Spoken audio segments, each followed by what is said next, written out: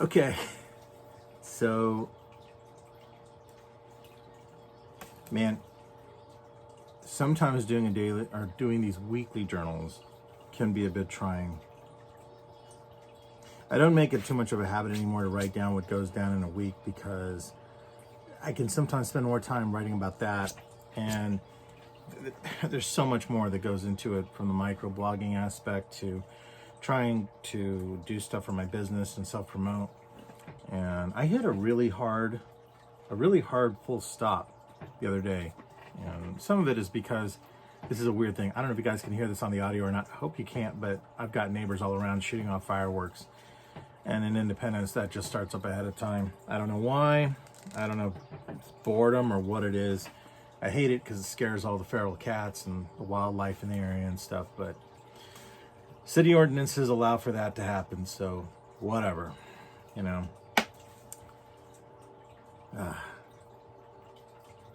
Therapy's been going good, and the group that I'm in right now has been going really well. So it's a group called Creativity Unleashed, or Unleashed Creativity, UC. And in that group, we'll talk about a lot of different things having to do with what we are wanting to do. So it's essentially a life coach sort of thing. It's exactly what it is. It's been very helpful, and I've found a lot of things about myself that I didn't really realize or didn't really have the bravery in that moment to dive into and talk about. What it did do, though, which was both fortunate and unfortunate, is that it gave me plenty of time to really think about some of the stuff I've been drawing and creating lately, and really thinking much more critically, and not in a negative way, about what I've been making. So that's what I've been up to as of late. I did manage to go to a few places. I went to a few shows the other day. One was outdoors, and it was pretty good. It was an art show I hadn't been to prior, and my favorite bakery in the world was there. It was so nice to see them out in the Kansas City area. It was Green Truck Bakery out of Warrensburg, Missouri, and they are phenomenal. So that was cool. Ended up getting a blueberry strudel and a couple of other little pastries from them, which was fantastic. Then I went to another show, and this one was held over in the Overland Park Convention Center. It was called Just for Her. Now, the overall presentation of the show, the interactions, everything else like that seemed really well done, very well put together. It was one of those shows, and this is one of the reasons why it's been helpful for me to attend shows, because after so many years of not really attending shows more than I participated in them, I forgot what it's like to be on that other side. And for most shows that I'll attend, like the collector shows or FanCon or something like that, being on that other side and walking around, there's always a little awkward moment where I'm like, I should be at my table when I don't have a table. And two, I get a chance to be able to appreciate that because I'll often wonder when I see a crowd of people come in, like how long some people stay there, or what they're looking for, or what they're doing. I do find myself more often than not walking around quickly, taking in everything, and then coming back around the second turn, as many people do. I imagine a lot of you do if you go to conventions and stuff. And then zeroing in on the creators or stuff you wanted, unless it was something unique that you really wanted the first time that they may not have had a lot of. It has made me very aware of my own presentation and setup and how I want to change it for this next year. All I've done is take a bunch of copious notes and photography and video along the way as well too. And all of it playing into the idea that I've got a lot more that I still need to just iron out. And not big things, but for the sake of creating projects for myself that I could adhere to, I've been using 3x5 cards to really nail that stuff down. And it has started to work. I haven't fully implemented everything yet, but I'm hoping that maybe, just maybe, that'll make a difference this next year. Really, for these upcoming shows that I have here in the next few months. But who knows? You know, all of this could be that I look into everything and try as much as I can, but it just doesn't end up working out. And I'm not exactly sure why. I will show you guys something though. One of my goals that I had to do was to simply clean off my workbench. So I'm going to show you guys something here, okay? Come with me. And walk over here to where my workbench is. Now, this is something that I've been messing with here for a while, and I've been trying to figure out, like, what am I supposed to do with half the stuff that's up here? So much of this stuff here is just, this is where I finally managed to get everything kind of organized down, and I've been just killing myself over where some of the stuff goes in the studio and how to organize. And I've shown this off before. I rarely show whenever my workspace is really dirty, but I've got, I finally got a new iPad, which is great. This, I still have to get an Apple Pencil for it, but this is really rad. But I've got to find a new place to put that. And every time I end up going anywhere or doing any sort of shows or anything, I'm always recharging a lot of my gear and reorganizing it. I'm recharging my games here next. But just when I take a look at what I have here and everything, and I'm like, okay, there are places for everything, right? I've got a rack for tools up here, all this other stuff. This is my other workstation area here for framing and for other sorts of detailed stuff that I'm going to work on, paper towels for emergencies, whatever, that sort of stuff. I got a storage center up here. I got a camera mount here for going back to doing the videos where I had an overlay shot and I could show what I was doing on things here. And this did not come standard. I installed that into the workbench. And then I've managed to finally get a lot of my stamps and die cut stuff together, all organized here. And then down here, this is the real mess. So here's a bunch of power cords and other stuff. Some of it's outdated. Some of it's missing things, other tools that I have yet to find a real place for. So all this has to be cleaned out. This is my first project that I've given myself to really get through. And then I have a bunch of stuff in here.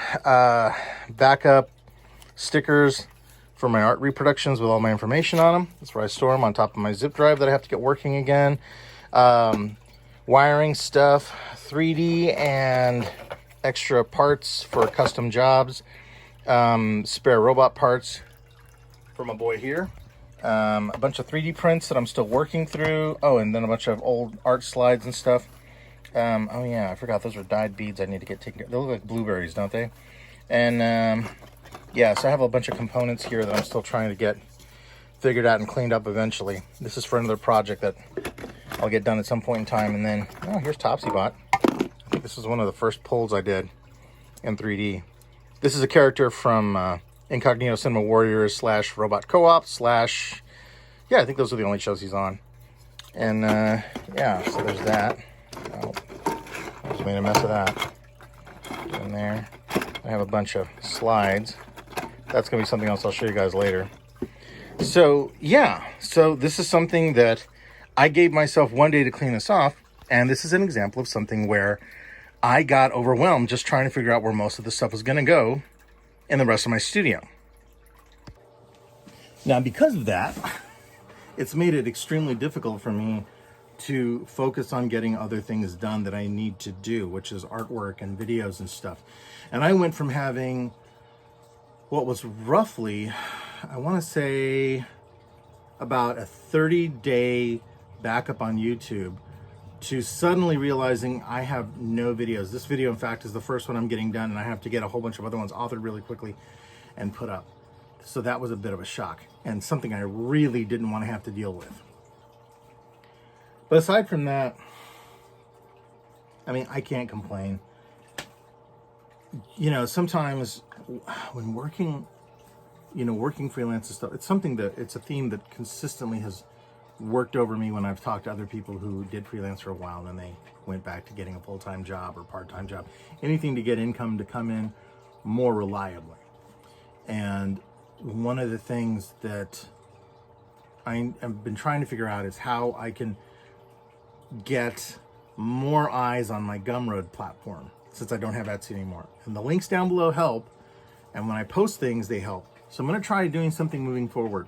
For every single set of videos, with the exception of these journals, more than likely, I am going to start creating artwork for those things and seeing if a cross-pollination aspect about talking about it and then showing it being done will help push sales of it. That's my fingers crossed on that. I'm also going to really start focusing on pre-sales and stuff just to see where that goes. This is all new territory for me because for a long time I would often just wait to go to the show and then sell whatever was there. I always felt like I was bugging people if I tried to do pre-sales or anything like that ahead of time. I always felt like I was like, well, I'm kind of being pushy. I don't want to do that. But at the end of the day, am I a salesperson or not? Well, I'm primarily an artist that has to be a salesperson because that's just what the reality of today's world is. And the last thing that I want to go ahead and talk about is this. Have you guys ever, for those of you out there, okay, for those of you guys out there working on comic books and stuff, have you ever gotten into a project, you're working on a book, and you think to yourself, this is not my best? And I'm not saying that from an insecurity standpoint. I'm not saying that from any other standpoint aside from you really look at something and the work seems discombobulated, disjointed, just not your best, and you know it. Either you were stressed when you were drawing something or anything else that could have gone wrong. And there's so much disconnect that for me, and I noticed this as I've been working through Ardor, there were story elements I dropped for time when I published issue 1. There were aspects that I didn't draw to the best of my ability. There were entire pages ripped and removed out, and some characters that never debuted in the issue 1 that should have. And it messed up my story enough that I realized, as much as this is a difficult thing to say, I have to restart. And that, it's just saying it out loud is the most defeating thing in the freaking world for me to say. It's not terrible. It's not the end of the world. And at least now I've got the majority of pages planned out, and there may be some artwork I could salvage. But for the most part, I don't think that's going to be the case. So whenever the first graphic novel, the first complete storyline for Ardor comes out, all of that will probably be 95% new artwork. I can't believe I'm saying that, but I want this to be something good and the best that I possibly can put out at that point for people that are expecting a really good story and for it to be engaging. And I've had to make a lot of decisions on what that means. It's never easy to make something like that, a decision like that. It's just not. But I think in the long run, I'll be happier, and it'll give me enough time to just get through the last remaining stuff I have to do for other people. And since there really is not a lot of work coming in for me right now, it gives me the opportunity to really focus in on my projects, and I have no excuses as to why they shouldn't be the best they can be. And I felt like I didn't do myself service the first time around, and I hadn't really linked to a distinct style for the book yet. And I just felt like I was all over the place, like I hadn't really given it my all in a good creative effort, that even if I broke the work up daily, which is what it's going to have to be, I wasn't really keeping that consistency. And so now I have to go back to the drawing board and work on character design, environmental design, and really nail those elements, base them in the things I wanted to, as opposed to having taken the shortcuts that I did whenever I was trying to get issue 1 out. Issue 0 was more of a stream of consciousness illustration. So for any of you that have issue 0, you can look at it. Everything there, I had worked over that story for a year and then just sat down and drew that over the course of, I think, 2 to 3 weeks, and knocked it out, got it done. It was enough, and it was enough for a concept. That was it. Issue 1 was supposed to be artwork that would have been available for the very first time that I shared it and sold it, that would have allowed a continuous, flow into the first graphic novel. And although I think it could, there are just some things that aren't really working, and I need to get that figured out like crazy. So anyway, that's where I'm at right now. Otherwise, I've got a lot of other things on my mind that I've got to make some decisions about, just having to do with local stuff, with art efforts and things. But yeah. And I managed to update my website. If you go and look at it, it looks pretty much the same, but there's a lot of things updated. There's now costs for me doing projects for people, as far as comic pages, illustrations, murals, all that stuff's now on there. Super happy about that. I'm going to be redoing the portfolio pages. That's coming down the line. So there'll be illustration, and then there's going to be some 3D modeling, and then some other stuff all peppered throughout. Photography will be in there as well too. And then pretty much I've been back and forth as to whether or not I want to redo the whole website, but that's not priority number 1. And I'm trying to make myself very aware of when I'm practicing avoidance and when I'm procrastinating, because they really are 2 different things, even though they tend to hold hands a lot. So, all right, guys, that's enough for now. I'm going to go and let you go, get back to work on my shit, And thank you for watching. Thank you for the comments and stuff. If you guys are watching these videos and you made it all the way to the end, I appreciate it. Thank you so much. I'm trying to keep these shorter so I'm not boring the hell out of anyone.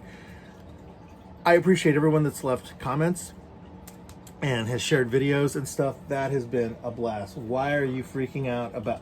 I have a cat who is literally sitting on one of my dusting things and losing his shit making little biscuits on it. So crazy. All right, guys. I'll catch you in the next journal next week.